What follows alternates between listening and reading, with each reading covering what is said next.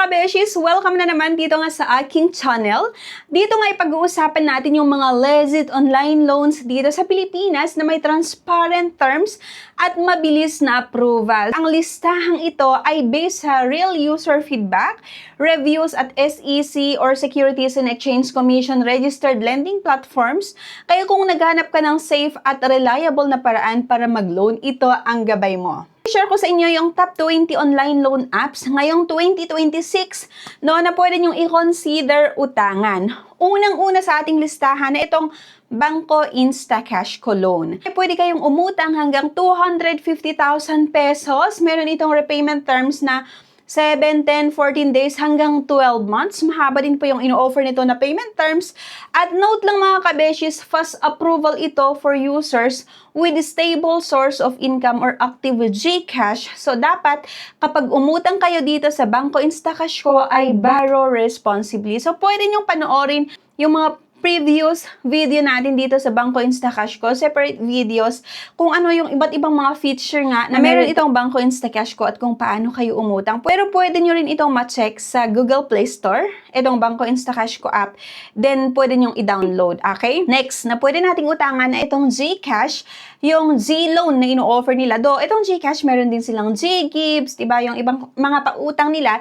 Pero ang pinaka na gusto ko dito yung GCash G-Loan nga. Pwede tayong umutang hanggang 125,000 pesos at nag-o-offer ito hanggang 12 months, 18 months, 24 months na payment terms. Based on experience, dito sa GCash G-Loan, pwede kang umutang ng 4 separate loans basta meron ka pang natitira na credit limit. Pwede kang umutang hanggang sa maubos yung credit limit mo. Kunwari, nag-offer itong GCash G-Loan ng 50,000 na credit limit sa'yo.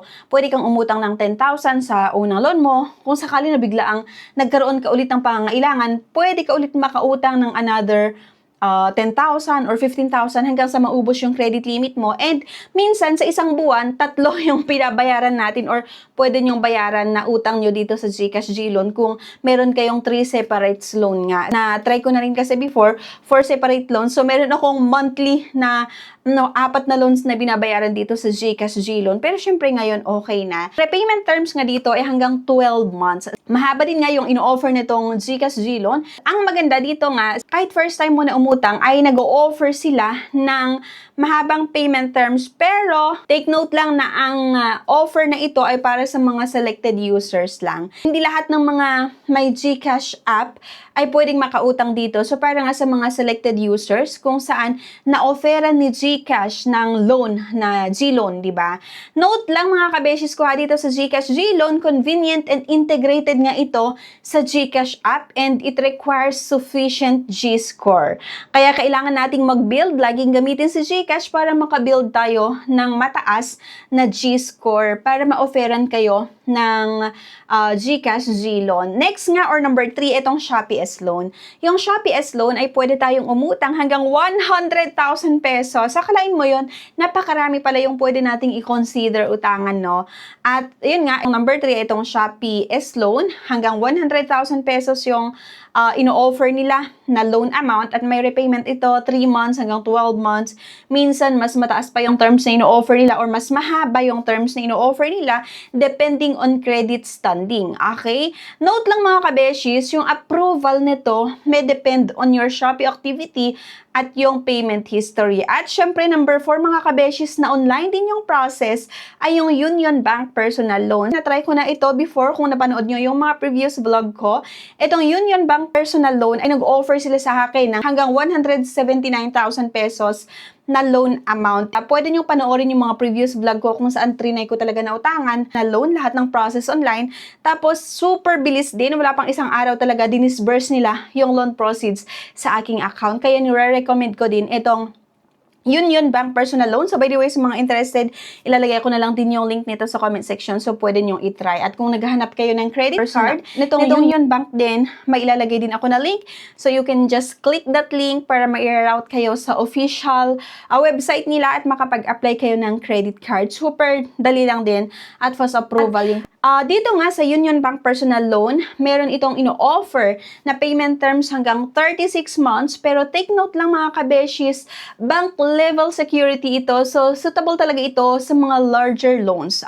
At syempre, nagche-check din sila kung meron ka bang negative credit history. Kaya make sure na kapag umutang tayo dito, meron kayong mataas na credit score sa mga credit bureaus like CIC or TransUnion. Number 5 nga, itong Maya Credit. Itong Maya Credit din ay maganda siya i-consider na utangan. Pero syempre, limited lang din yung pwedeng makautang dito para lang ito sa mga selected users, itong Maya Credit. Kaya mas maganda na lagi niyong ginagamit yung Maya app, yung mga feature nila, bago kayo mag-check sa Maya Credit or yung Maya Personal Loan kung may offer ito sa inyo. Note nga, itong Maya Credit acts as a credit line for bills or purchase. At yung credit limit nga may increase over time. Tumataas yung credit limit kapag lagi nyo ginagamit yung mga feature ng Maya app at nag-offer sila ng Maya Credit, then ginagamit nyo din yung Maya Credit, nagbabayad kayo on or before yung due date, tumataas talaga yung credit limit na ino-offer nila sa inyo. At syempre, hindi nagpapahuli yung Lazada Fast Loan. Dito sa Lazada Fast Cash, no, pwede kayong umutang hanggang 80,000 pesos. Pero take note mga kabeshis, approval may depend on Lazada account activity at yung payment history nyo. Number 7, Maribank Cash Loan. Dito naman pwede kayong makautang hanggang 50,000 hanggang 100,000 pesos. At regulated din ito ng BSP or Bangko Sentral ng Pilipinas. Naka-integrates ito sa Shopee Pay. Number 8, yung Suki Personal Loan. Ito naman ay pwede kayong umutang hanggang 60,000 pesos. That includes an installment calculator for easy planning. Next, CIMB Personal Loan. Dito naman ay pwede kayong umutang hanggang 1 million. Meron itong offer na repayment terms hanggang 5 years. At napaka-transparent din yung mga charges at trusted digital bank. Okay, 10 natin or number 10 ay yung Atomy Loan. Dito ay pwede kayong umutang hanggang 70,000 pesos. User-friendly app din itong Atomy Loan ha. Pero make sure mga kabeshis ko nga sa mga loan apps na inuutangan natin, make sure na i-verify natin lagi sa Securities and Exchange Commission yung registration before applying. Okay? Number 11, yung Tonic Bank. Dito sa Tonic Bank, meron silang iba't ibang mga loans din na in-offer, small loans at big loans. Napaka-modern din nitong Tonic Bank na pwede nyong mautangan. Modern digital bank system yung ginagawa nila. At dito nga sa Tonic Bank mga kabeshis, hindi rin siya applicable sa lahat. Limitado lang din yung mga pwedeng umutang dito. Pero yung diba, pwede yung i-download yung app, gamitin yung mga features nila at malay mo isa ka sa mga ma-offeran ng iba't ibang klaseng loan na meron itong Tonic. Number 12, itong BillEase. Diba? Napakaganda din itong BillEase ha. Sa mga naghahanap ng short-term loan, meron itong buy now, pay later at cash loan features. Napaka-transparent din and user-reviewed. Marami din talaga yung mga nagsasabi at yung mga nakapag-try na itong BillEase isa sa mga legit and sa katunayan, diba, kilalang artista yung endorser nga nitong BillEase. Next, itong Tala, di ba? Yung Tala ay pwedeng umutang hanggang 25,000 pesos. Suitable ito sa mga first-time borrowers. Loan limit naman may increase with responsible repayment. Siyempre, kapag first time mo na umutang dito sa Tala, mag-offer lang ito ng mababang amount like 1,000, 2,000, 3,000. Pero kapag naging maganda naman, yung payment mo dito sa Tala, talagang tataas yan at tataas hanggang aabot ng 25,000 pesos. Itong Tala din ay nag-offer sila ng hanggang 2 months na payment terms, di ba? Kaya mas okay siya kung i-compare natin dun sa ibang mga loan apps na may 7 days or 10 days na payment terms. And less harassment din ito or halos hindi rin nanghaharas talaga itong Tala. Kung late kayo magbayad, pwede nyo siyang pakiusapan or pwede nyong pakiusapan yung mga collector nila. At napapakiusapan naman sila kasi based na rin yun sa experience ko before. Syempre, hindi nagpapahuli nga din itong one hand. Loan amount hanggang 50,000 pesos. SEC registered naman din itong one hand. Fast approval with valid ID at meron din itong income proof. Okay? 15, home credit cash loan. Siyempre, itong home credit din ay nag-o-offer hanggang 150,000 pesos. Flexible terms naman ito. Walang bank account required. Napakadali lang din umutang dito sa home credit cash loan. Kaya lang kasi hindi siya pwede sa lahat.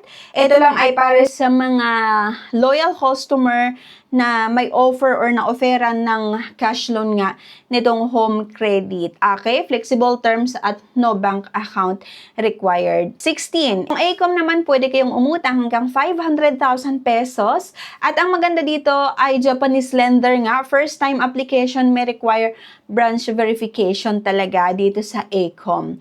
Number 17, Salmon. Okay? Yung Salmon offers pay later at meron din silang cash loan features. So, partnered ito sa mga reputable merchants. At actually, nakikita ko itong Salmon sa mga kilalang malls. Pag pumupunta ako, minsan may mga nag-offer sa akin ng mga agent na pay later or kumuha ng mga items sa mga partner store nitong Salmon nga. Tapos, pay later, like buy now, pay later nga. Maliban nga sa buy now, pay later na meron itong Salmon, meron nga din silang cash loan feature. So, pwede nyong i-download yung Salmon app. So, by the way, ilalagay ko yung link sa comment section kung gusto nyo or pwede kayong pumunta sa Google Play Store, i-search nga yung Salmon at i-download para makita nyo yung feature nila. Buy now, pay later at yung cash loan feature. 18, itong mabilis cash. Up to 30,000 yung pwede nyong mahiram dito. Pero mga beses sa mga loan app nga ay kapag umutang kayo sa mga loan app, dapat lagi nyong bine-verify yung correct app, no? I-check nyo lagi sa SEC, Securities and Exchange Commission registration. Makikita nyo naman agad-agad kung legit ba yung inuutangan nyo. Number 19 nga yung Finbro. Do itong Finbro mga beses, mataas talaga yung mga charges niya. Pero kasi fast approval din naman ito, short-term loans lang. Kaya lang, yun nga, medyo mataas yung charges niya at short-term loans lang talaga siya. Okay? Ang number 20 natin mga beshies ay yung Cashalo. So, itong Cashalo ay pwede kayong umutang hanggang 50,000 pesos. SEC registered naman itong Cashalo. Long-standing reputations. So, by the way mga beshies, may reminders lang tayo. Sa lahat ng may inuutangan natin, lagi nyo i-check sa Securities and Exchange Commission registration, no? Kung registered ba yung app na inuutangan nyo. Avoid loans from social media messages or yung mga unverified sources. Then, borrow only for emergencies or necessary expenses. Lagi nating basahin yung mga terms and conditions, interest rate, at yung repayment schedule carefully bago nyo pa i-confirm yung utangan nyo. At tips lang for faster approval, no, mag-provide kayo ng IDs like yung mga UMIDs, passport, no, driver's license. Mas mabilis yung approval kapag ginamit nyo sa pag-a-apply ay yung mga primary ID, hindi yung ID na secondary, okay? Keep personal information updated nga sa app na inuutangan nyo. Submit proof of stable income. And then, syempre, dapat lagi nyong i-maintain yung active Gcash account if used for fund transfer. Okay? So, dapat alamin natin ang bawat options bago mag-apply at ugaliing mag-loan responsibly. Okay? So, by the way, this is Gia and thank you for watching. See you sa aking next video. Bye!